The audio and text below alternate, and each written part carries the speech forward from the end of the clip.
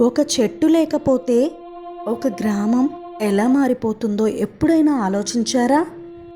ఒక చిన్న గ్రామం ఉండేది. ఆ గ్రామంలో రాము అనే అబ్బాయి ఉండేవాడు. రాము చాలా చురుకుగా ఉండేవాడు. కానీ ప్రకృతిపై అతనికి అస్సలు పట్టించుకునే అలవాటే ఉండేది కాదు. గ్రామం మధ్యలో ఒక పెద్ద పాత చెట్టు ఉండేది. ఆ చెట్టు కింద గ్రామం వాళ్ళు కూర్చొని మాట్లాడుకునేవాళ్ళు, పిల్లలు ఆడుకునేవారు, ప్రయాణికులు విశ్రాంతి తీసుకునేవారు. ఒకరోజు రాము తన స్నేహితులతో కలిసి ఆ చెట్టు దగ్గర ఆడుతుండగా ఇలా అన్నాడు, ఈ చెట్టు వల్ల ఏమి ప్రయోజనం? అక్కడే ఉంటే నేల కింద ఆడుకోవడానికి స్పేస్ కూడా తగ్గుతుంది అని కోపంగా చెట్టు కొమ్మలు విరవడం మొదలుపెట్టాడు. అది చూసిన గ్రామంలో ఉన్న ఒక వృద్ధుడు వచ్చి ఇలా అన్నాడు, రాము, ఈ చెట్టు నీకు కనిపించేది కేవలం చెట్టే, కానీ అది నీకు తెలియనిది ఎంతో ఇస్తుంది అని. రాము నవ్వుతూ, ఏమిస్తుంది చెప్పండి అన్నాడు. వృద్ధుడు నవ్వి, సరే, కొన్ని రోజులు వేచి చూడు, నువ్వే అర్థం చేసుకుంటావు అని అన్నాడు. కొన్ని రోజుల తర్వాత ఎండాకాలం తీవ్రంగా మొదలైంది. గ్రామంలో నీళ్లు తగ్గిపోయాయి. వేడి చాలా ఎక్కువైంది.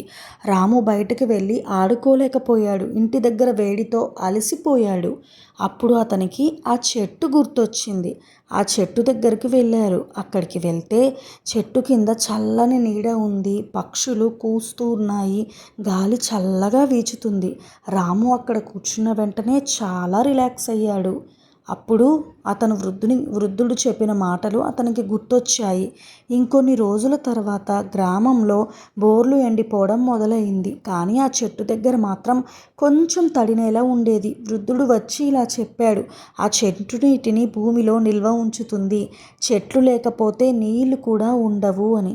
రాము అప్పుడే పూర్తిగా అర్థం చేసుకున్నాడు. రాము తన తప్పు తెలుసుకొని చెట్టుకు దగ్గరగా వెళ్ళి మన్నించమన్నాడు. ఆ రోజు నుంచి రాము చాలా మారిపోయాడు. ప్రతిరోజు చెట్లకు నీళ్లు పోశాడు, కొత్త మొక్కలు నాటాడు, తన స్నేహితులకు చెట్ల విలువ చెప్పాడు. కొద్ది నెలల్లో గ్రామం పచ్చగా మారింది. నీళ్లు కూడా కొంచెం పెరిగాయి. గ్రామం వాళ్ళందరూ రామును ప్రశంసించారు.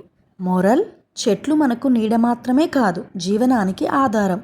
నీరు, గాలి, జీవితం ఇవన్నీ చెట్ల వల్లే వస్తాయి.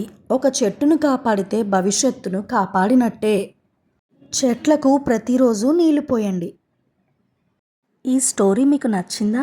నచ్చితే లైక్ చేయండి, షేర్ చేయండి. మా లిటిల్ చెఫ్ ఛానల్ని సబ్స్క్రైబ్ చేసుకోవడం మర్చిపోకండి. Thank you for watching.